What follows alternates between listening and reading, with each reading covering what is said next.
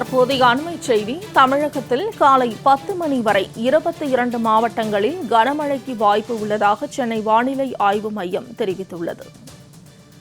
சென்னை, செங்கல்பட்டு, காஞ்சிபுரம், கடலூர், அரியலூர், மயிலாடுதுறை, நாகை, ராணிப்பேட்டை, தஞ்சை உள்ளிட்ட மாவட்டங்களிலும் மழை பெய்ய வாய்ப்பு உள்ளதாக சென்னை வானிலை ஆய்வு மையம் தரப்பில் தெரிவிக்கப்பட்டுள்ளது.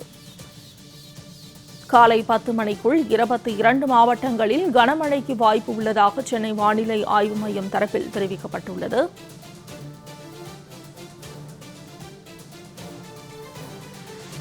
தமிழகத்தில் காலை 10 மணி வரை 22 மாவட்டங்களில் கனமழைக்கு வாய்ப்பு உள்ளதாக சென்னை வானிலை ஆய்வு மையம் தகவல் தெரிவித்துள்ளது. கூடுதல் தகவல்களை செய்தியாளர் ஜெயிலானி வழங்க கேட்கலாம். ஜெயிலானி, தமிழகத்தில் காலை 10 மணி வரை 22 மாவட்டங்களில் கனமழைக்கு வாய்ப்பு உள்ளதாக தெரிவிக்கப்பட்டுள்ளது. கூடுதல் விவரங்கள். மோனிகா, வடகிழக்கு பருவமழை அடுத்த 48 மணி நேரத்திற்குள்ளாக துவங்க இருப்பதாக வானிலை ஆய்வு மையம் அதிகாரப்பூர்வமாக தெரிவித்துள்ளது. குறிப்பாக வடகிழக்கு பருவமழையை பொறுத்தவரை தமிழகத்திற்கு வழக்கமாக அதிக கனமழைக்கான வாய்ப்பு இருப்பதாகவே எண்ணப்படும். இந்த சூழ்நிலையில் வடகிழக்கு பருவமழை தொடங்க இருக்கக்கூடிய சூழ்நிலையில் வங்கக்கடல் பகுதியில் 2 சுழற்சிகள் நிலவி வருகிறது. இந்த சுழற்சியின் காரணமாக தமிழகத்தில் இரவு நேரங்களில் அவ்வப்போது மழைக்கான வாய்ப்பு இருப்பதாக வானிலை ஆய்வு மையம் தெரிவித்துள்ளது.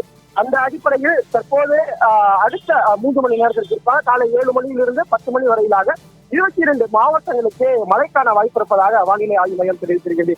குறிப்பாக சென்னை, செங்கல்பட்டு, காஞ்சிபுரம் உள்ளிட்ட மாவட்டங்களிலும், அதே போன்று மயிலாடுதுறை, நாகப்பட்டினம், ராணிப்பேட்டை, தஞ்சாவூர், திருவாரூர், வேலூர், விழுப்புரம் உள்ளிட்ட மாவட்டங்களிலும் இடி மின்னலுடன் கூடிய மிதமான மழைக்கும், அதே போன்று திண்டுக்கல், கள்ளக்குறிச்சி, கரூர், பெரம்பலூர், புதுக்கோட்டை, ராமநாதபுரம், திருச்சிராப்பள்ளி, திருப்பத்தூர், திருவண்ணாமலை ஆகிய மாவட்டங்களில் மிதமான மழைக்கும் வாய்ப்பிருப்பதாக சென்னை வானிலை ஆய்வு மையம் தகவல் தெரிவித்திருக்கிறது.